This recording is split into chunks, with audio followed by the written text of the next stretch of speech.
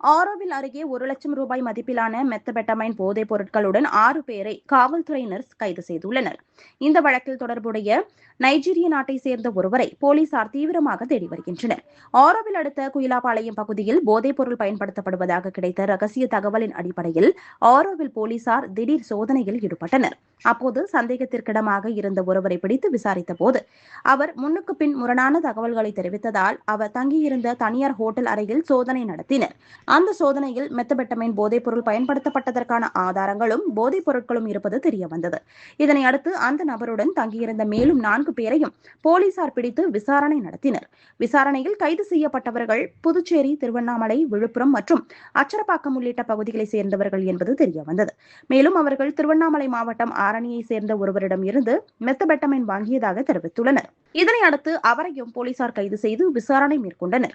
Police விசாரணையில் பெங்களூருவில் வசிக்கும் நைஜீரிய நாட்டை சேர்ந்த ஒருவரை வாட்ஸ்அப் மூலம் தொடர்பு கொண்டு கடந்த மாதம் மெத்தபெட்டமைன் வாங்கியதாக தெரியவந்துள்ளது. இந்த வழக்கில் போலீசார் 6 பேரை கைது செய்து அவர்களிடம் இருந்து 35 கிராம் மெத்தபெட்டமைன் போதைப் பொருட்களை பறிமுதல் செய்துள்ளனர்.